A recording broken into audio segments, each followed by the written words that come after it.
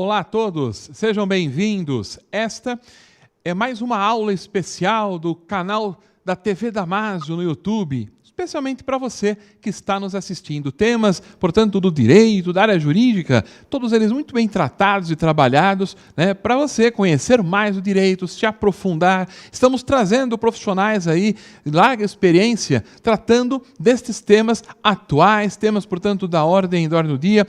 Eu sou Alexandre Mendes Zacchini, eu sou professor aqui no Damásio Educacional. E é uma alegria, uma satisfação ter você aqui conosco em mais esta aula especial. E hoje, um tema também muito importante, um tema essencial dentro do direito penal, processo penal, e para tanto foi convidado para nossa satisfação, para a alegria do Damásio Educacional, aqueceu de pronto o nosso convite. O nosso professor hoje é o professor Wagner Cavalcante dos Santos. Olá, doutor Wagner, tudo bem? Tudo bem, professor Zacchini? Boa noite. Quero mais uma vez agradecer o convite para estar falando aqui com os alunos da Damásio e alunos e outros profissionais de todas as áreas, da área jurídica, uma vez que essa aula aqui vai ser compartilhada pelo YouTube, não só agora, mas também pode ser acessado em qualquer outro momento, um tema aí que eu tenho que é muito relevante, não só aos estudantes, mas aquele que eventualmente militar na advocacia criminal. Mais uma vez, obrigado pelo convite.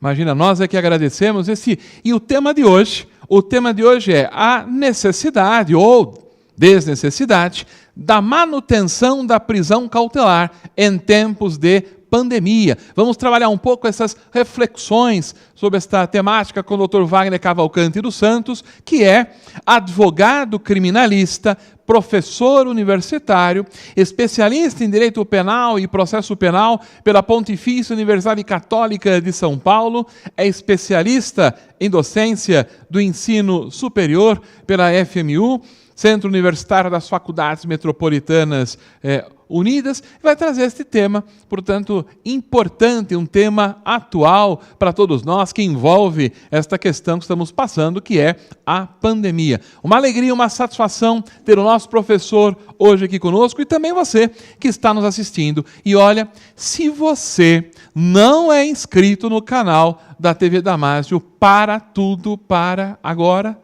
É o tempo para você clicar aí e se inscrever no canal da TV Damásio. E também clica ali no sininho para você ser notificado, ser avisado de todas as transmissões do canal do YouTube aqui da TV Damásio. Uma alegria poder chegar aí até você. Temas sempre atuais, temas sempre importantes envolvendo o direito, para você sempre de primeira mão. E eu vou passar agora de pronto para a sua exposição, para o nosso expositor, professor Wagner Cavalcante dos Santos, repetindo o tema, a necessidade ou desnecessidade da manutenção da prisão cautelar em tempos de pandemia. Reflexões aí a respeito desta temática tão importante envolvendo o direito penal e o processo penal. Para vocês, doutor Wagner Cavalcante dos Santos, tem a palavra, à vontade.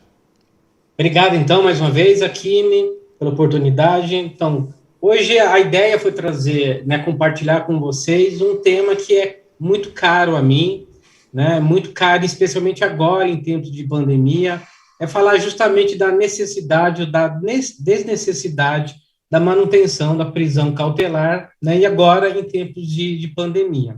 Entretanto, para a gente iniciar esse assunto, a gente precisa trazer alguns conceitos, algumas hipóteses legais da privação da liberdade, o que seria prisão cautelar, quais seriam as espécies de prisão cautelar.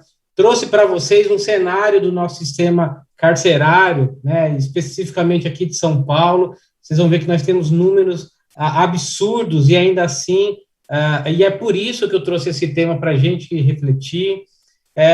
Vamos discutir também quais são as formas legais, as formas alternativas diversas da prisão cautelar e, ao final, eu pretenderei fazer com vocês uma conclusão. A gente não pode esquecer que a liberdade é a regra, Vivermos em liberdade é nosso direito de ir e vir. Essa é a regra. Mas ele não é absoluto, Ele não é absoluto. E algumas hipóteses já vêm contempladas lá na nossa Carta Maior.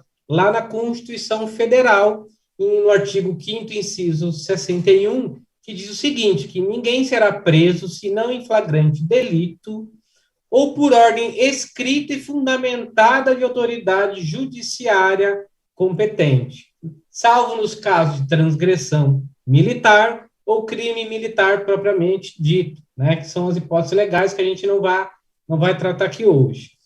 O nosso texto legal traz o conceito, então,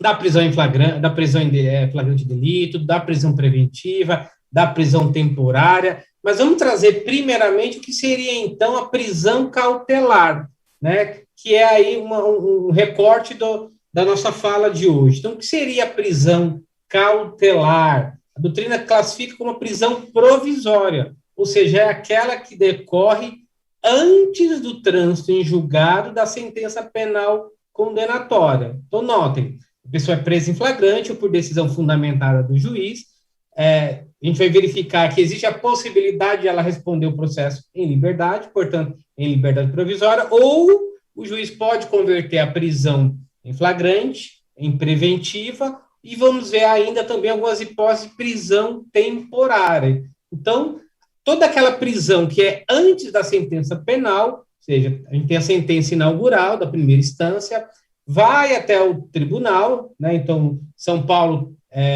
os fóruns, né, as comarcas, nós temos, então, os fóruns estaduais e temos a Justiça Federal, os tribunais regionais, né? Então, São Paulo, a gente tem o Tribunal de Justiça de São Paulo e temos aqui o TRF3, a terceira região, que inclui a região de São Paulo como órgão federal. E aí vai depender do bem jurídico tutelado, né? Mas a gente vai falar mais aqui na hipótese aqui da Justiça Estadual, que é o mais comum, né? Então, eventualmente, ele é condenado à primeira instância, a gente está diante ainda da prisão cautelar. E aí, se interpõe o recurso, vai ao Tribunal de Justiça, e aí, com o acordo, dependendo da decisão, a gente pode estar diante de eventual recurso especial ou extraordinário, né, especial para o STJ, extraordinário para o STF, e ainda assim, notem, se não transitar em julgado, nós até dizemos que ele que ele não está condenado, não estará seu nome lançado no rol de culpados, ele é considerado ainda inocente, né? Ele é considerado ainda inocente. Muito bem, então, prisão cautelar, aquela prisão provisória antes do trânsito em julgado, a sentença penal condenatória. E aí ela se divide em 3 espécies: a flagrante delito, prisão preventiva e a prisão provisória. Tá? Vamos trazer para vocês o conceito de cada uma delas, para a gente entender o que é prisão cautelar, quais as espécies, para a gente ir avançando e poder debater o tema proposto para essa tarde de hoje. Muito bem. Aí a prisão em flagrante, a primeira espécie. Quando é que ocorre a prisão em flagrante? Ela está lá no nosso Código de Processo Penal, artigo 301, diz exatamente o seguinte: qualquer do povo poderá e as autoridades e seus agentes deverão prender quem quer que seja encontrado em flagrante delito. E aí, diretor, dá para colocar aqui comigo? Voltar aqui para mim? Só a minha imagem. Então, vamos lá. Quem é que está em flagrante delito, a gente já vai verificar. Então, qualquer do povo pode prender? Pode. Veja, não é um dever, né? Quem é que deve? São aquelas autoridades policiais e seus agentes. Então, eu normalmente brincava em sala de aula. Não vão, senhores, então, fazer policiamento, não vão se armar para prender ou para fazer diligências. Não, mas vejam, a gente vai verificar quais as hipóteses de prisão em flagrante, quando é que ela ocorre, os senhores verão que qualquer do povo pode, né? Pode, inclusive, utilizar da força, notem os senhores, óbvio, força moderada para conter o agente criminoso. Enquanto cessou a agressão, cessa a força moderada, né? Então, em flagrante delito, qualquer do povo pode e seus agentes deverão prender quem que se encontre em flagrante delito. Muito bem, então a pergunta seguinte é: quando é que ocorre o flagrante delito? Então, vou passar aqui ao slide, vamos voltar para o slide, diretor? Obrigado. Vamos lá, está lá no artigo 302 do Código de Processo Penal. Considera-se em flagrante delito quem, veja, né? É um conceito legal, está cometendo a infração penal, ou seja, ele está na prática, está cometendo crime. Fazendo aqui até um parênteses, aquela expressão que a gente utiliza, está com a boca na botija, né? Como dizem lá os mais antigos. Então, ele está cometendo crime, então ele está em flagrante delito. Ele acaba de cometer o crime, ou seja, ele esgota a sua ação. Também está em situação flagrancial. Mais outra hipótese legal, é perseguido logo após, pela autoridade, pelo ofendido, e aqui a vítima, né, ou por qualquer pessoa em situação que faça presumir ser autor da infração. Então, notem, por exemplo, olha, uma bicicleta é furtada, né? E aí o dono da conta fala, olha, minha bicicleta acabou de ser furtada. E eu vejo lá à frente alguém com a minha bicicleta. Ainda que eu não tenha visto ele praticar a conduta, mas veja, né, perseguindo, eu posso presumir que ele foi o autor do crime, por quê? Porque ele está em posse da minha bicicleta, tá bem? E mais uma hipótese legal é encontrado logo depois com instrumentos, armas, objetos ou papéis que façam presumir ser ele autor, né, da infração. Ou seja, ele não foi preso no ato, nem logo após, mas foi encontrado com a arma utilizada no crime, com algo que faz presumir ter sido eles o autor do delito. Ele também está em flagrante delito. Então, conceituado aí flagrante delito, que é uma das espécies da prisão cautelar. Muito bem, só para fazer um panorama rápido aqui, muito bem, todo aquele que é preso em flagrante delito, ele é conduzido à sede policial, e se o delegado de polícia verificar que se de fato é a hipótese de prisão em flagrante, ele vai lavrar o auto de prisão em flagrante, e com esse auto de prisão em flagrante, ele vai preso, né, vai ser submetido ao fórum, né? E aí a gente já tem um primeiro destaque que eu faço diante dessa pandemia, né? Nós temos ainda hoje no nosso ordenamento a audiência de custódia. Lá no passado, antes da audiência de custódia, como é que funcionava? Só os autos eram apresentados ao juiz em até 24 horas, né? Com a nota de culpa, enfim, só os autos eram apresentados. Hoje, não, né? O preso é apresentado junto com o processo, onde poderá ser assistido por um advogado, se não puder constituir, terá lá um defensor público, com o promotor e com o juiz, que será feita a audiência de custódia. E aí o juiz analisará o auto de prisão em flagrante e vai verificar se a hipótese de relaxar a prisão, né, se o flagrante é ilegal, por exemplo, se é forjado, né, aquelas hipóteses de relaxamento da prisão em flagrante, se é ilegal. Ou se o juiz verificar que o flagrante é legal, o que ele pode fazer? Ele pode converter a prisão em flagrante em prisão preventiva. Quando é que ele vai fazer isso? Quando estiver presentes lá os requisitos do artigo 312, tá? Que a gente vai falar um pouquinho. Ou ainda, se não for a hipótese de prisão preventiva, de conversão da prisão em flagrante em prisão preventiva, o juiz pode conceder a liberdade provisória com ou sem fiança, né? Então, a gente já falou da prisão em flagrante, está adentrando agora a prisão preventiva, que é quando o juiz converte a prisão em flagrante em prisão preventiva. E a prisão preventiva a gente vai ver que pode ser decretada também em qualquer momento do processo, tá certo? Então, vamos avançar aqui.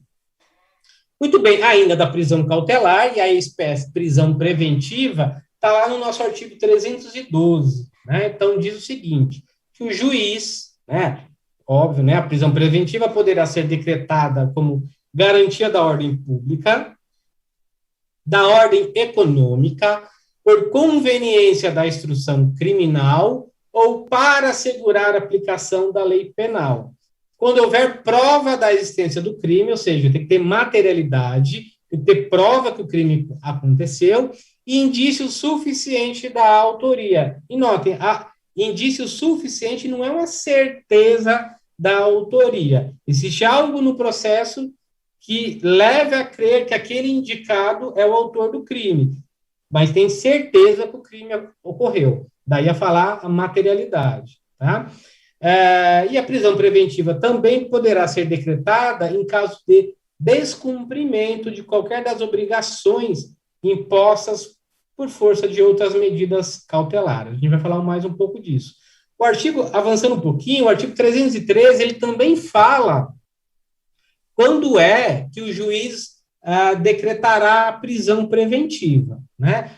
Esse artigo 312, para vocês que nos acompanham aí no YouTube, na TV Damásio, né, nesse projeto magnífico do professor Zacchini, esse é o dispositivo, que eu até brinco, né, que é um dos mais combatidos pelo advogado criminalista. Por quê? É ele que vai fundamentar a manutenção daquele preso provisório, né, em cárcere. É ele que fundamenta. O juiz, não basta ao magistrado, ao desembargador, ao ministro, falar que se encontra preenchido os requisitos do artigo 313. Não é só isso, né? Ele tem que falar, olha, o fato de ele não ter residência fixa, o fato de ele poder ameaçar testemunhas, o fato de se solto ele pode cometer outros delitos, e isso preenche lá os requisitos do artigo 312 do Código de Processo Penal. É isso que o julgador deve fazer, né? A consunção entre o dispositivo legal e os fatos. Não basta só dizer que preenche os requisitos, porque essa decisão estaria, salvo o melhor juízo, carente de fundamentação. E aí, não fundamentação legal. O juiz não trouxe, ou subsumiu o direito aos fatos. Tá? Muito bem. E aí diz aí no artigo 313, quando é que o juiz vai converter ou vai decretar uma prisão preventiva? Notem que lá a prisão em flagrante, ela pode ser realizada por qualquer do povo pelos agentes policiais. O delegado de polícia ratifica ou não. Mas a prisão preventiva, só o juiz pode fazê-la. Tá? Só o juiz pode decretá-la. E aí a gente entra naquela hipótese de decisão fundamentada do juiz. Né? É uma hipótese de segregação do direito de ir e vir, né? E por uma decisão fundamentada, ou por uma conversão da prisão em flagrante, ou por incorrência em qualquer momento do processo, em algum daqueles dispositivos que nós encontramos lá no artigo 312. Né? Seria a ordem pública, a ordem econômica, se for um empecilho ao desenvolvimento do processo, como, por exemplo, se solto ele pode ameaçar testemunhas, se solto ele pode cometer novos delitos, né? Mas tem que ser uma fundamentação concreta, não pode ser uma fundamentação genérica. Tá? E é para todos os delitos? Não, não é para todos os delitos. Aí a gente vai, até é bom gravar isso, que a gente vai discutir isso um pouco mais à frente. Então, notem, precisa necessariamente ser um delito doloso, punido com pena privativa de liberdade, máxima superior, ou seja, maior que 4 anos. Então, notem, no crime doloso, que já difere daquele culposo, né? Só relembrando, o crime culposo é aquele que o agente não tem a intenção, não tem o dolo de praticar, entretanto, o faz, né, por negligência, imperícia ou imprudência. Tá? Mas aí não cabe prisão preventiva nos crimes culposos. E por isso é que delito de trânsito, naturalmente, é um delito culposo, por isso é que a pessoa não fica presa, né? Se o crime é afiançável e não é decretada a prisão preventiva. Então, notem que não tem aí nenhum descumprimento de lei pelo delegado, por eventual juiz de direito, quando em um crime de trânsito, um atropelamento culposo, naturalmente, ou um atropelamento com vítima fatal ou não, a gente está diante de um crime culposo, tá? E não doloso. Muito bem. Se tiver sido condenado por outro crime doloso, em sentença transitada em julgado, né? Muito bem. Então, o que é isso? Se aquele preso provisório, né, o preso preventivamente, já tiver uma condenação por crime doloso, o juiz pode, então, decretar a prisão preventiva dele, é o que fala o inciso 2 do artigo 313, tá certo? Então, avançando um pouquinho mais, Ainda no artigo 313, fala lá no inciso 3, se o crime envolver violência doméstica e familiar contra a mulher, criança, adolescente, idoso, enfermo ou pessoa com deficiência, para garantir a execução das medidas protetivas de urgência. Hoje, eu também atuo, né, em crime de violência doméstica, ora representando a vítima, ora representando o agressor. Quando o juiz concede a medida protetiva, antes não vinha, mas hoje já vem lá expresso que a desobediência ou descumprimento daquela medida imposta pode ser decretada imediatamente a prisão preventiva. Hoje vem lá, talvez para impor um caráter intimidativo àquele agressor, mas o 313.3 já dizia isso. Então, de repente, é dado a medida protetiva em que o agressor não pode se aproximar até 200 metros da vítima ou da criança e de seus familiares. Desobedeceu essa ordem, desobedeceu essa decisão, tá? Prisão pode ser decretada prisão preventiva e vai ficar preso, descumpriu, tá? É a hipótese de prisão preventiva, tá bem? Muito bem, seguindo, diz lá o parágrafo 1º. Também será admitida a prisão preventiva quando houver dúvida sobre a identidade civil da pessoa, ou seja, não está portando documento, não tem RG, não tem CNH, não tem como se apurar se aquela pessoa é aquela pessoa mesmo. Ou quando essa não fornecer elementos suficientes para esclarecê-la, devendo o preso ser colocado imediatamente em liberdade após a identificação, salvo se outra hipótese recomendar a manutenção da medida. O que é isso? É por isso que a gente sempre diz, olha, quando você sair de casa, tem que estar com o documento do bolso. Né? Tem que estar, porque em eventual busca pessoal pela Polícia Militar ou Polícia Civil, você precisa estar civilmente identificado. Se não tiver, o que vai acontecer? Você pode ser conduzido até uma distrital, uma delegacia de polícia. Se não tiver o RG, não tiver condições de se apurar quem é você, pode ser decretada a prisão preventiva até que se apure se de fato quem é você. Hoje a polícia tem meios de, através das digitais, enfim, identificar quem é aquela pessoa, até porque ele pode dar nome de outra pessoa, enfim. Então, mas a partir do momento em que se identificou, mostrou o documento, já, salvo-se por outro motivo, mas for só em razão da documentação, uma vez demonstrada a documentação, a identidade civil, já não contempla mais a hipótese de prisão preventiva. Tá certo? Muito bem, ainda fala lá o parágrafo 2º. Não será admitida a decretação da prisão preventiva com a finalidade de antecipação de cumprimento de pena ou como decorrência imediata de investigação criminal ou da apresentação ou recebimento da denúncia. Então, vejam, o que a gente observa normalmente, isso talvez, não sei se, não posso dizer que estaria violando esse dispositivo. Como eu disse, toda prisão, o juiz tem que fundamentar, né? Se de um lado particular pode prender em flagrante delito, mas quem ratifica essa prisão em flagrante é o delegado de polícia, que vai, na primeira análise, verificar a materialidade e autoria delitiva. Se ele verificar realmente que tem materialidade, indício de autoria, ele vai ratificar a prisão em flagrante. O que está dizendo o tipo aqui? O juiz não pode decretar prisão preventiva para antecipar o cumprimento da pena.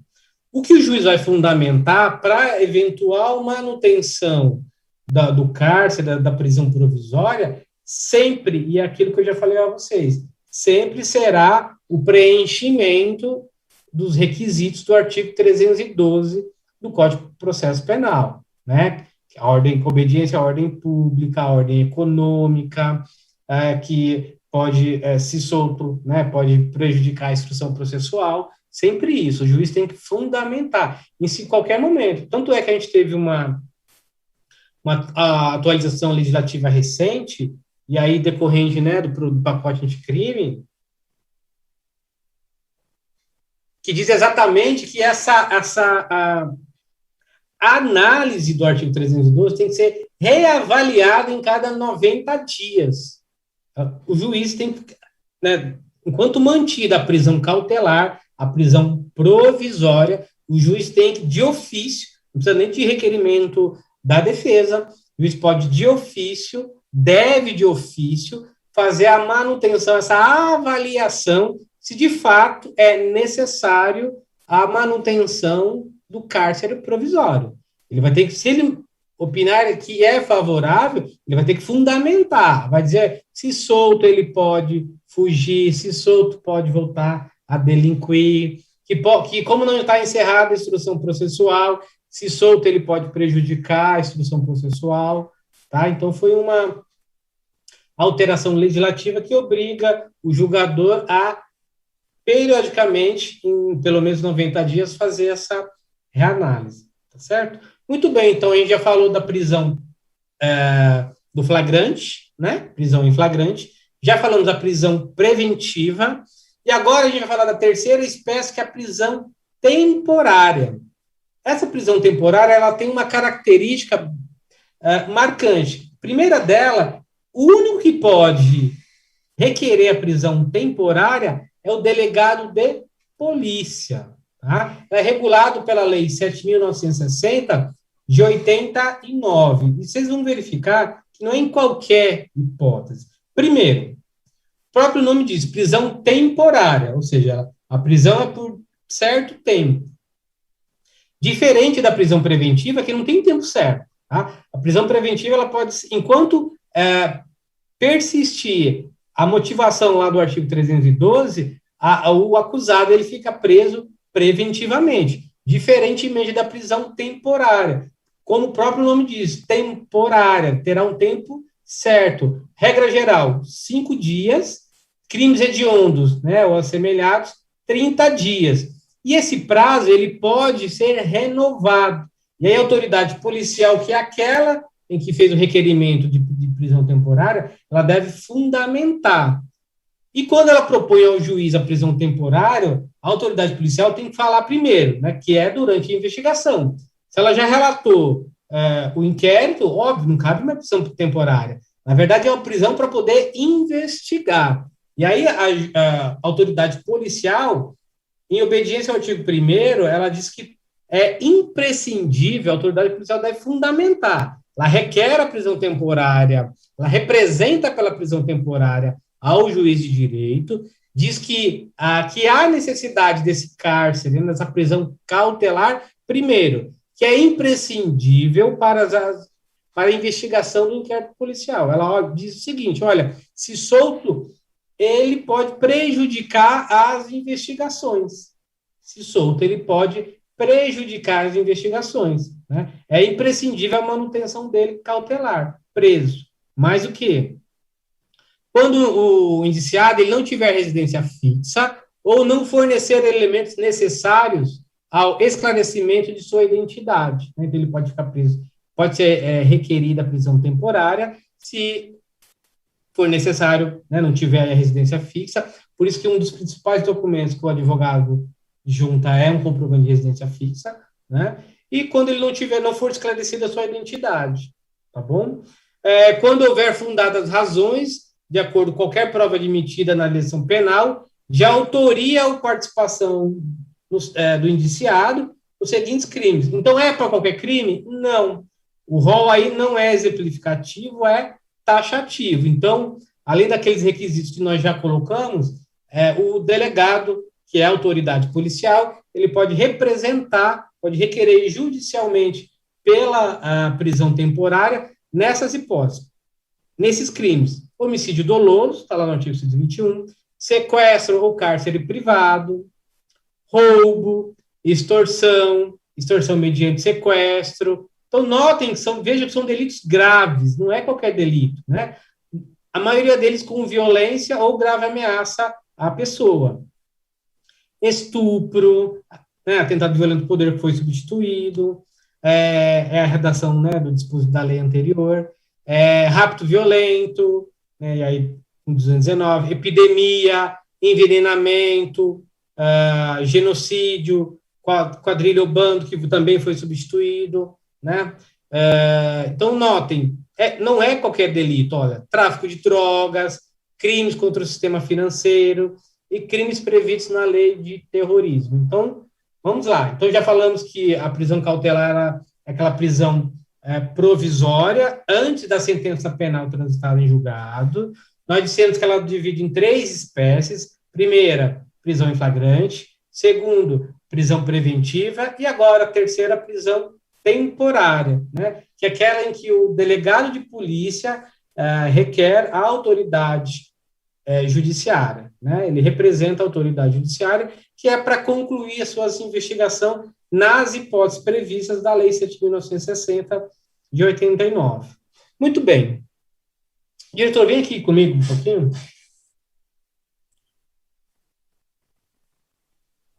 Para a gente falar, eu quis inicialmente mostrar para vocês quais eram as hipóteses da prisão do cárcere provisório, né? Já falamos disso. E eu estou falando agora aqui com vocês e quero chamar a atenção do nosso atual cenário do sistema carcerário. Então, notem, antes mesmo da pandemia, nós já tínhamos um sistema, e temos, não só em São Paulo, mas no Brasil inteiro, um sistema prisional assoberbado, né? Quase todos os estabelecimentos prisionais com população superior àquela indicada, né? Aquela capacidade indicada pelo próprio estabelecimento prisional. Então, a gente vai falar um pouquinho até quais foram os instrumentos que o CNJ ou o Judiciário lançou para avaliar a necessidade da manutenção em cárcere, mas o primeiro fato que eu levo vocês a pensar é qual é o cenário do nosso sistema carcerário. Vejam, eu trouxe aqui para vocês números de São Paulo, tá bem? Número de São Paulo, que teve como fonte a SAP, né, que é a Secretaria de Administração Penitenciária, é o órgão do Executivo aí que regula as cadeias, né, os estabelecimentos prisionais de São Paulo, e nós temos dentro disso, e aí, como eu não vou falar das penitenciárias, não vou falar em outras instituições prisionais, porque o foco hoje é só o Centro de Detenção Provisória.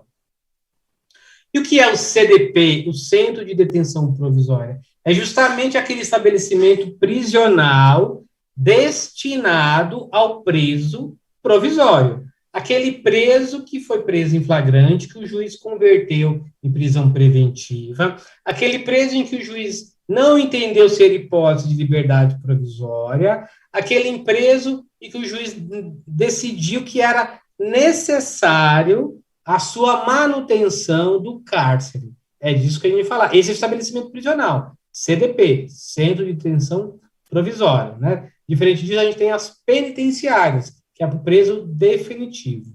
Eu trouxe aqui 11 recortes de estabelecimentos prisionais de São Paulo só, tá? Não vou falar do Brasil inteiro, porque o tempo nosso é curto e não dá para falar do sistema de todo estabelecimento do Brasil inteiro.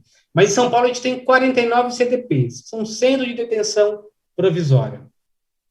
Notem, Americana, interior de São Paulo, capacidade 640. Quantos presos tem atualmente em abril? Tudo isso aqui são números de abril, tá? 922, quase 50% a mais. Campinas, capacidade 822 presos, população 1.362 presos. Vamos voltar, vocês estão acompanhando, acompanhem comigo aí nos slides, né? Capela do Alto, vejam, capacidade 847. Quanto tem atualmente? 1.516. Guarulhos 1, vejam, aqui em Guarulhos, qual é a capacidade? 844 presos provisórios. Qual é a população atual? 1.384. Hortolândia, qual é a capacidade? 1.444. Quanto tempo atualmente? 1.416. Limeira, capacidade 823. Olha só a população, 1.526. Mogi das Cruzes, qual é a capacidade? 844 presos provisórios. População, 1.435. Osasco 2, aqui na Raposo Tavares, capacidade, 833 presos. Dobro. População, 1.618. Riolândia, capacidade, 847. População, 1.465. Pinheiros 3, capacidade.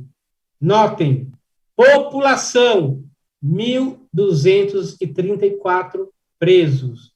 Vila Independência, capacidade, 822 presos. População, 1.626. O que eu estou querendo falar com isso? Olha como está o nosso sistema prisional. Aqueles estabelecimentos prisionais destinados ao preso provisório. Então, o julgador ele deve avaliar se de fato é necessário, é recomendado, é imprescindível a manutenção daquele preso provisório, né, em cárcere antes do trânsito em julgado da sentença. Porque notem, se a nós, né, e aí trazendo esses números aqui para o atual cenário que é de pandemia, se nos pedem, e é recomendado que não nos aglomeremos, que fiquemos em casa, que evitemos ficar em transporte coletivo cheio, como é que a gente vai, podendo ficar solto, né, se não for, a gente vai falar um pouquinho das hipóteses, como é que a gente vai, o Estado vai dar segurança a esse preso provisório jogando no sistema prisional com a população dessa? Vocês acham de fato que haverá lá uma separação? Então, notem, se o estabelecimento foi criado para ter 833 presos, tem lá 1.618, no mínimo, conta baixa, tem 2 pessoas dormindo no mesmo lugar, no mínimo. Ah, Wagner, mas ele cometeu crime, tem que pagar pela sua pena. Notem, eu não estou fazendo apologia à prática criminosa, não estou fazendo apologia à soltura imediata de todos os presos, não é isso. Preso provisório significa que ele está respondendo um processo, ele é acusado e pode ser, inclusive, absolvido. Então, daqueles crimes, que a gente vai falar um pouquinho deles além, será que, de fato, há necessidade ou a desnecessidade da manutenção dele em cárcere? A gente vai discutir mais à frente. Vamos avançar. A própria lei impõe algumas medidas cautelares diversas da prisão. O que é isso? Ao invés de mantê-lo preso provisoriamente, o juiz pode, ao invés disso, conceder uma medida cautelar diversa da prisão. Para todos os crimes? Claro que não. Tem que avaliar. Tá? Mas, ao final, eu vou dar alguns exemplos de que o crime, processos meus, em que o crime não é um crime violento ou com grave ameaça, e ainda assim é mantido em cárcere. Tá? A gente vai falar um pouquinho disso mais à frente. O primeiro deles está lá no artigo 319, que impõe lá as medidas cautelares diversas da prisão. Né? Diz lá, comparecimento periódico em juízo, no prazo e nas condições fixadas pelo juiz, para informar e justificar atividades. Né? É quando, na pandemia, óbvio, não dá para fazer, é quando aquele que estava preso provisoriamente, ele ia lá, ou bimestralmente, ou trimestralmente, vai levar em juízo e fala, olha, estou no mesmo endereço, né? É só para mostrar que ele está lá ainda. Mas, proibição de acesso ou frequência a determinados lugares, quando, por circunstâncias relacionadas ao fato, deva o indiciado ou o acusado permanecer distante desses locais para evitar o risco de novas infrações. Mas, proibição de manter contato com pessoa determinada, quando, por circunstâncias relacionadas ao fato, deva o indiciado ou o acusado dela permanecer distante, proibição de ausentar-se da comarca, recolhimento domiciliar noturno. Então, veja, são todas situações em que, ao invés de ficar preso provisoriamente, naquelas circunstâncias que eu trouxe para vocês, com a população superior à capacidade, o juiz pode, em determinado momento, conceder, de forma alternativa, medida cautelar. suspensão do exercício da função pública, né, para quem é funcionário público, internação provisória, né, e aí passado por perícia, se for inimputável, sendo imputável, pode conceder fiança nas hipóteses previstas em lei, ou ainda monitoração eletrônica, também conhecida como a tornozeleira, né? Infelizmente não tem para todo mundo, né? Que de fato pode, ao invés de ficar lá no estabelecimento prisional com aquela situação, pode ficar com a tornozeleira, com a monitoração eletrônica. Muito bem. Além disso, mais uma forma alternativa da prisão cautelar. Vejam, tudo que eu estou trazendo aqui para vocês são hipóteses previstas em lei. Então, eu não estou dando... o julgador tem, sim, essa discricionariedade, claro, conjugando aí a eventual gravidade do delito, as circunstâncias favoráveis do acusado, mas o que a gente observa é que, na grande maioria das vezes, infelizmente, não é o que a gente verifica. É a prisão domiciliar. A gente tem também a prisão domiciliar. Então, nota, a prisão domiciliar não é um benefício que se coloca à disposição daquele acusado, daquele preso preventivamente. Está lá, né? No nosso artigo 317 do Código de Processo Penal. A prisão domiciliar consiste no recolhimento do indiciado ou acusado em sua residência, só podendo dela ausentar-se com autorização judicial. Analisando só esse dispositivo, o que já dá para concluir? Pode ser aplicada a prisão domiciliar em qualquer crime, com violência, grave ameaça. Bom, aí vocês podem pensar no primeiro momento, analisando só esse dispositivo. Então, é uma regalia a quem ele é acusado ou indiciado. Não é, né? Não é tão fácil assim conceder ou ver concedida a prisão domiciliar. Por quê? Tem umas hipóteses taxativas também que estão lá no artigo 318. Olhem aí. E diz o seguinte: poderá o juiz substituir a prisão preventiva pela domiciliar quando o agente for, vejam, maior de 80 anos. Então, né, que, desculpe até pelo trocadilho, é o vovô do crime. É o vovô do crime. Imaginem só, então, maior de 80 anos tem direito, tá aí, a prisão domiciliar. Imaginem colocar hoje, na pandemia, um senhor de 80 anos no estabelecimento prisional com aquela população carcerária, dormindo no chão, tomando banho gelado. O que vai acontecer com ele? O que a gente não pode esquecer, e aí eu não estou nem falando dos presos definitivos, quando a sentença penal transitou em julgado. O Estado, quando prende alguém, quando lhe cerceia a liberdade, quando lhe cerceia o direito de ir e vir, ele tem que, no mínimo, garantir a segurança e a saúde daquele que está sob sua tutela. Imaginem só um senhor de 80 anos dentro do estabelecimento prisional desse, é condená-lo à morte. Mas, quando ainda cabe a prisão domiciliar, quando está lá no inciso 2, extremamente debilitado por motivo de doença grave. Notem que aí é um tipo penal aberto. Qual que é um motivo de doença grave? Normalmente, o que a gente tem observado são aquelas doenças terminais, que talvez até para dar um pouco de dignidade ao preso, é concedida a prisão domiciliar. Mas, a gente vai verificar lá no parágrafo único, tudo isso tem que ser comprovado. Não é qualquer doença. Normalmente, o que o juiz quer saber, para ver se é a hipótese de prisão domiciliar ou não, se o estabelecimento prisional tem condições de dar tratamento àquele preso, no nosso caso provisório. Se o estabelecimento prisional, através do seu corpo médico, disser, olha, ele tem aqui câncer, mas a gente consegue dar um tratamento digno a ele, seguro, provavelmente o juiz não vai conceder a prisão domiciliar. Tá?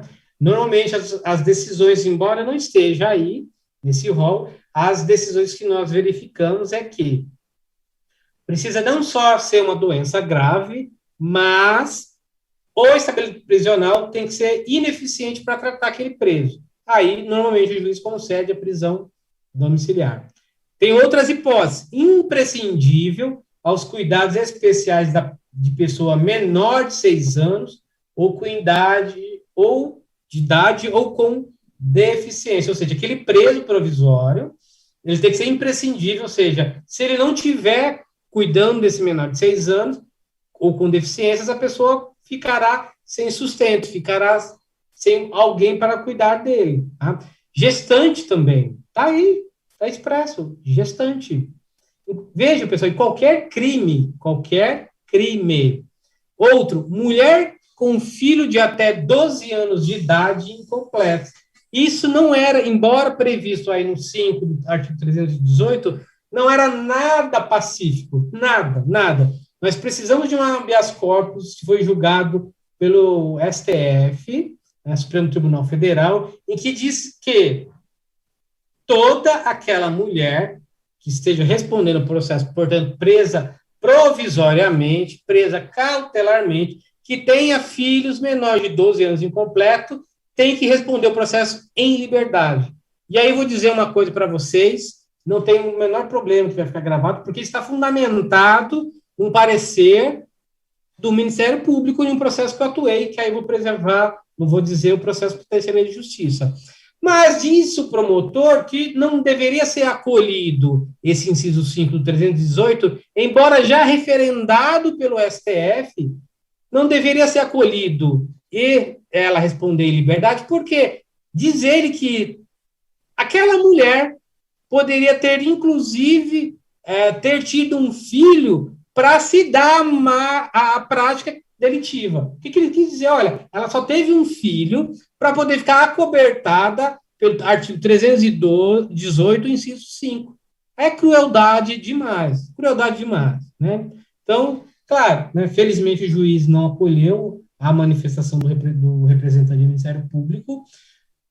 Vejo até que, não sei se for por próprio convencimento, mas levado por essa decisão já tomada no STF, que com um filho menor de 12 anos tem que responder o processo em liberdade. Caso contrário, senhores, ela estaria em cárcere provisoriamente, ainda com a Covid, ainda diante dessa pandemia. Mas vamos seguir. Quando o homem, né, em cima é mulher, embaixo 6, homem, caso seja o único responsável pelos cuidados do filho de até 12 anos de idade incompleto. Então, sendo o homem, se ele comprovar que não tem mãe, que não tem outra pessoa que possa dar guarida, dar segurança, que não possa sustentar esse menor de 12 anos, cabe também responder o processo em liberdade. Não há necessidade da manutenção dele em cárcere privado preventivamente. Cabe a prisão domiciliar. Muito bem, e aí, como eu disse a vocês, tudo isso não é presumido. Então, mas aí o defensor, o advogado tem que ficar atento, por isso é indispensável a entrevista com o seu cliente, porque a gente precisa confirmar, a gente precisa comprovar essa condição nos autos. Então, por exemplo, tome cuidado, para a mulher é mais fácil. Hoje, em razão da decisão do Colendo STF, com a certidão de nascimento, que já tem o nome, né, da mãe, com a cópia do RG da mãe, você já comprovou ser ela mãe de criança com 12 anos incompleto. Muito bem. No caso de homem, é mais específico um pouquinho, né? Você precisa comprovar que ele é o único responsável. Então, exige uma diligência aí, no caso do defensor, quando for pleitear isso. Faça a prova de que não tem mãe viva, por exemplo, ou de que, de repente, a guarda é unilateral e dele, mas faça a prova que ele é o único a sustentar ou a prover aí a segurança ou a manutenção do seu filho, sob pena de ter esse pedido indeferido, tá certo? Vamos seguindo aqui. Muito bem. E aí, já caminhando um pouquinho para o final da nossa conversa de hoje, então, falado tudo isso, falar do conceito de prisão cautelar, que é aquela hipótese de prisão provisória, que ocorre antes do trânsito em julgado da sentença penal condenatória. Dito que a prisão cautelar, a prisão provisória, divide-se em 3 espécies, né, que é o prisão em flagrante delito, prisão preventiva, prisão provisória. Dito que a própria lei não determina não, mas dispõe de formas alternativas de, ao invés de ficar recolhido provisoriamente, responder o processo em liberdade quando preenchidos alguns requisitos legais. Nós tivemos específico para a pandemia. Então, notem, tem essa recomendação número 62 do CNJ, de 17 de março de 2020.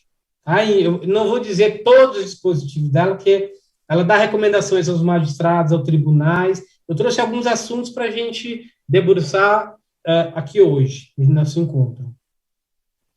Ela fala sobre as recomendações aos magistrados e tribunais acerca de medidas preventivas à propagação da infecção pelo coronavírus de Covid-19.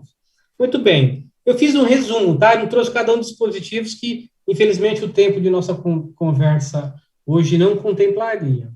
Mas ela pede, por exemplo, para que os juízes, os tribunais, os desembargadores reavaliem as medidas de encarceramento, tá? Por exemplo, inclusive no caso de menor infrator, verificar de fato se é precisa, se é imprescindível a internação dele. No caso de maior, se de fato há necessidade da prisão preventiva, se não dá para substituir a prisão preventiva por uma medida cautelar, aquela do artigo 319, se além do cárcere provisório não cabe uma prisão domiciliar, se não é possível uma fiança. Veja, ele pediu para reavaliem mesmo e só decidam pela prisão preventiva se de fato não houver outra alternativa, se de fato o caso em concreto assim requerer. Tá? Ele quase que implora para os julgadores fazerem essa análise. Muito bem. E aí fala também na reavaliação das prisões provisórias, diz, né, já falei um pouco disso também, na prisão preventiva em caráter excepcional. O que a gente vê é que é quase uma regra, não é uma excepcionalidade. Não é uma excepcionalidade. Aí, já trazendo algum exemplo para vocês, eu posso citar, e aí casos que atuei, em caso de receptação, né, o artigo 180 do Código Penal, que tem a pena lá de 1 a 4 anos. Para entender o que é receptação? É aquele que adquire um produto que foi objeto de furto, de roubo. Ele adquire um produto e cuja a origem teve um meio não lícito. Isso é receptação. Artigo 180. Crime, tá? Crime. Mas se foi exercido com emprego de violência ou grave ameaça à pessoa? Não. Muito bem. Então, notem, se ele responde processo uma vez com receptação, dificilmente ele vai ficar encarcerado preventivamente. Dificilmente. Mas isso não habilita, ele vai responder o processo criminal.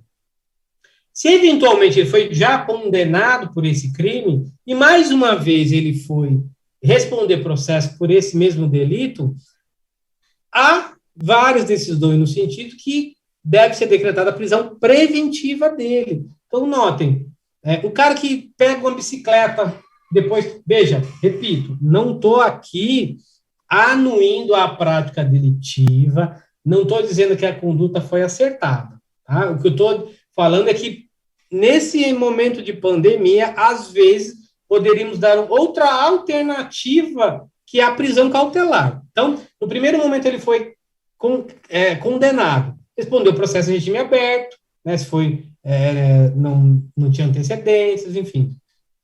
Se mais uma vez ele volta a delinquir, pegou outra bicicleta lá roubada, foi prisão preventiva. Dificilmente o juiz autorizará, ainda na pandemia, que ele responda o processo em liberdade. Já peguei casos assim. Infelizmente, tem. Então, notem, veja, não estou anuindo, mas será que não poderíamos colocar o monitoramento nele? Será que não poderíamos impedi-lo de frequentar determinados lugares? ao invés de colocar ele dentro de um estabelecimento prisional, em que verificamos que, na grande maioria, está com 30%, 50%, às vezes até 100% de sua capacidade normal, né? Então, são fatos que a gente precisa avaliar. Muito bem. O que mais? Diz ainda a recomendação 62 do CNJ. Fala lá. Saídas antecipadas e observância à súmula vinculante 56 do STF. Primeiro, saídas antecipadas. O que fala lá? Dizia lá, olha, as varas de execução verifiquem, se tiver alguém em regime semiaberto, verifica se não pode conceder o aberto, ou ainda estiver em regime fechado, verifica se não pode conceder o semiaberto, né? E mais ainda, essa súmula vinculante número 56, o que ela fala? Ela diz que aquele apenado, aquele que está cumprindo pena, ele não pode aguardar a progressão de regime em sistema mais rigoroso. Resumindo mais ainda, ele está em regime fechado. Se ele cumpriu lá o lapso temporal e se não teve né, é o que a gente fala do BI, ou seja, não teve falta grave, cumpriu lá os requisitos objetivos, subjetivos, teve direito ao semiaberto, tem direito ao semiaberto, o juiz dá a sentença, olha, você cumpriu os requisitos objetivos e subjetivos, sentença aqui, regime semiaberto. Ele não é obrigado a ficar esperando a vaga no regime fechado. É isso que fala a súmula 56. Do mesmo jeito, está no regime semiaberto. Cumpriu o lapso temporal, não teve falta grave, bom comportamento. Tem direito ao regime aberto. Ele não é obrigado a esperar a vaga no semiaberto. É isso que fala a súmula vinculante 56. Notem, súmula vinculante significa dizer que é obrigatória. Obrigatória. Não é facultado, não tem que mostrar fundamentar, esperar, não. Deveria juiz conceder de pronto. Notem, mas muitas vezes eu só consigo aplicar a súmula 56 lá no STF. Então, peço para o juiz da execução, o juiz da execução não concede, peço para o Tribunal de Justiça, não concede, só vou conseguir no STJ. Vejam, notem, uma súmula vinculante. Uma súmula vinculante. E aí vocês vão me dizer, mas quanto tempo ele tem que ficar esperando? Na minha opinião, dia nenhum. Dia nenhum. Se o juiz por cento falar, você já tem direito ao semiaberto, nenhum dia é justificável ele aguardar no regime fechado, e assim também não tem que aguardar no regime semiaberto quando tem direito ao regime aberto. É isso que fala, para mim é claro. Saídas antecipadas e a observância à súmula vinculante 56. E aí o que a gente vê em algumas decisões é que isso é uma recomendação do CNJ, não é uma obrigação. Não obriga necessariamente os tribunais ou os magistrados a adotarem a resolução. É isso que a gente vê muito em decisões. Veja o que fala ainda. Colocação em prisão domiciliar, que a gente já viu, de pessoa suspeita ou contaminada com Covid, quanto ausente de condições de isolamento. O que ele está dizendo? Olha, se o estabelecimento prisional não tiver uma área de isolamento, essa pessoa que pegou Covid, né, ou tenha suspeita de ter sido infectada pelo Covid, tem que ir para a prisão domiciliar. Isso acontece na prática? Não. O que acontece na prática? Criam lá uma cela para quem está contaminado pelo Covid, que certamente estará em número maior do que aquelas regras de isolamento prevê, mas deixam todo mundo junto. Então, muito difícil aplicar essa recomendação que trouxe uma alternativa diversa da prisão cautelar em tempos de pandemia. Mas, só falando um pouquinho mais, essa mesma resolução, antes de adentrarmos aí as conclusões, ela diz o seguinte, ela admite aqueles grupos de risco, e aí dito pela OMS, né, que aquelas pessoas em que forem consideradas grupo de risco deveriam ser beneficiados pela recomendação e prisão domiciliar. O que a gente vê, claro, desde que, e aí a própria recomendação diz, desde que o estabelecimento prisional não consiga dar condições adequadas ao tratamento ou garantir a segurança dele. E aí, falando para vocês, com aqueles números que nós avaliamos, acham de verdade que é possível ter um isolamento seguro de uma pessoa em que tem pressão alta, que é obesa, que tem diabetes? Notem, mas cometeu crimes. Vejam, ela está sendo acusada, né? Ela pode ser, inclusive, inocente. Será que não poderíamos impor formas alternativas, todas aquelas que a gente já viu ao longo dessa fala, ao invés de exigir que ela aguarde dentro do sistema prisional? Notem, né? E aí, já avançando, que quando o Estado encarcera alguém, o encarceramento ou estabelecimento prisional não deve ser encarado como um depósito, né, de preso. Uma vez que o preso está dentro do estabelecimento prisional, ele é responsabilidade do Estado. Tem que prover pela sua segurança, por sua saúde, né? A gente tem a LEP 7.210 de 89 que fala isso, né? Então, será que haveria necessidade desse risco de o Estado colocar esse preso provisório em determinados crimes leves, em crimes que não têm violência ou grave ameaça à pessoa? Será que haveria necessidade de expô-los a essa prisão provisória, talvez até desnecessária? Que já quem milita na área sabe que, né, o preso vai pegar sarna, vai pegar... Por que vocês acham que o preso, né, diferente de como eu estou hoje, tem um cabelo curtinho? É cortado o cabelo, porque vai pegar piolho, vai pegar sarna, enfim, cachumba, vai pegar tudo, tá? E às vezes eles chegam a fechar o raio em razão da contaminação, né? Então, a conclusão que eu quero trazer a vocês é justamente essa. Notem que nós já tínhamos a necessidade ou ainda a previsão legal de, em determinados delitos, ser aplicada ou ora, né, medida cautelar, ou ora prisão domiciliar. Tivemos aí, com o advento da recomendação 62 do CNJ, a possibilidade de, ao invés de encarcerar o preso provisório, todos os crimes, não, né? Aqueles crimes que não têm violência, que não tem grave ameaça, ainda que reincidente, notem, ainda que reincidente. A gente pode falar, por exemplo, um furto simples, né? Sei lá, furtou algo que supera R$100, né? Que hoje existe um entendimento em que, né, princípio da insignificância, que até 10% do salário mínimo, mas furtou uma caneta que vale R$101, depois voltou a furtar uma caneta que vale R$102, eu vou manter esse sujeito encarcerado provisoriamente com esse quadro de pandemia que nós temos? Será que não poderia, não sendo um crime violento, ou que não impõe grave ameaça à pessoa, será que não poderia impor uma medida cautelar diversa da prisão? No meu sentido, sim, né? E aí, o que a gente observa na grande maioria das vezes é que nesses crimes em que eu disse que não tem ameaça ou não tem violência à pessoa, normalmente os julgados vêm no sentido de avaliar essa análise das condições subjetivas, ou seja, olha, como ele não é primário, não tem bons antecedentes,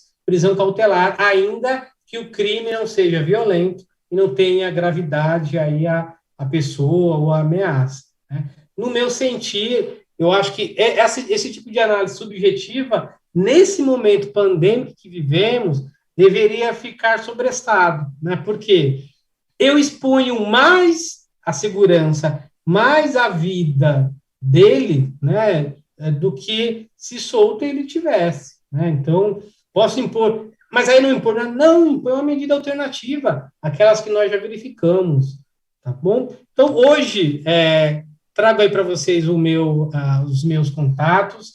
Queria discutir isso com vocês, esse assunto com vocês, e aproveitei a oportunidade que o professor Zaquini me deu, porque esse assunto não é uma falácia, esse assunto, quem atua na área, quem está nos ouvindo, nos vendo, sabe que isso nós vemos aos montes. Em crimes em que não haveria necessidade da prisão cautelar, nós vemos que ainda assim, nesse momento pandêmico que vivemos, algumas decisões vêm no sentido de da manutenção desse cárcere privado. Então, agradeço mais uma vez ao professor Joaquim pela oportunidade, né, e aí obedecendo o tempo que foi me dado. Minha esposa ficou em casa, meu filho, a minha equipe do escritório, aos meus alunos, ex-alunos, né, que a gente compartilha o convite, já aí sugerindo a fala para os Arquime, já aperta no sininho aí para ficar recebendo todas as aulas especiais, inclusive a minha. Então, finalizo mais uma vez, professor Arquime, agradecendo a oportunidade, agradecendo o espaço, não sem antes dar os parabéns por esse projeto. Tenho visto aí em que, apesar de a gente estar fazendo hora no escritório, hora em casa, né, isolado, mas a gente consegue, tem um lado bom disso, que é alcançar o máximo de pessoas possíveis, né? E, portanto, eu acho que, nesse sentido, a ideia já é muito benéfica, a gente pode compartilhar com várias pessoas, né, que pode até não concordar, né? Pode até não concordar. E é assim, o direito é assim, né? Mas, de verdade, eu agradeço a oportunidade. Aí, nos meus contatos, eu fico à disposição para aqueles que quiserem fazer contato comigo. Obrigado, uma boa noite. Muito bem. Dr. Wagner Cavalcante dos Santos, muito obrigado. Parabéns aí pela brilhante exposição, muito didática, portanto, passando para aquele que está nos assistindo, que pode ser nosso aluno aqui do curso de graduação da Faculdade da Damásio, como pode ser também os nossos alunos dos cursos de pós-graduação, que nós temos inúmeros cursos aqui, pode ser alunos do curso de Direito de qualquer outra instituição do país, também advogados, advogadas, defensores, enfim. Então, nós temos no canal da TV Damásio uma visitação diária de milhares e milhares de interessados e que buscam aí esses temas da área jurídica. Mas antes de nós concluirmos, me permitam, eu sempre faço aqui, né, um momento de quebrar um pouco o protocolo, né, eu quero fazer uma selfie com o nosso convidado. Fica aí, claro. Wagner, não, muito bem, ainda que de forma remota, depois eu te encaminho, né, a imagem, enfim, eu lhe encaminho. Mas antes de concluir, quero passar para você novamente só para as suas considerações finais. Obrigado mais uma vez, professor Zakimi, pela oportunidade de falar um assunto que a mim, como advogado criminalista, né, atuo aí como advogado há 17 anos, brigar pela liberdade de alguém é algo muito caro, né? É claro que assim, a gente não faz apologia à defesa de crime, nem nada, mas acho que em determinados momentos a gente precisa parar como sociedade para pensar se de fato as regras não poderiam ser diferentes ou até obedecer as regras existentes. Então, na fala que eu trouxe hoje é para mexer com todos mesmo, especialmente aquele aluno que está na graduação, porque ele vai ser o juiz, ele vai ser o delegado de amanhã, e quero com isso ter contribuído para essa fala, tá certo? E mais uma vez, muito obrigado pela oportunidade. Muito bem. Dr. Wagner Cavalcante dos Santos, que nos apresentou um tema relevante, um tema importante, em profundidade, a necessidade ou desnecessidade da manutenção da prisão cautelar em tempos de pandemia.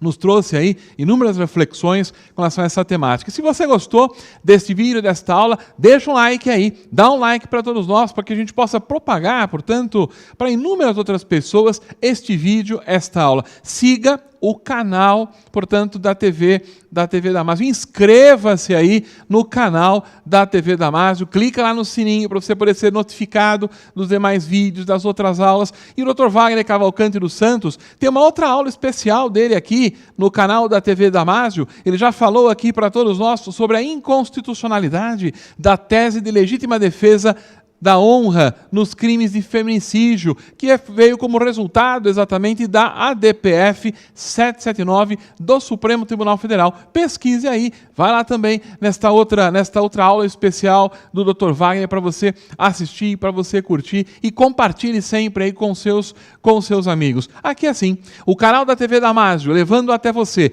a atualidade, levando direito de qualidade, sempre prestigiando, portanto, quem nos prestigia, atendendo exatamente aí os inúmeros pedidos de temas aí relevantes da área do direito.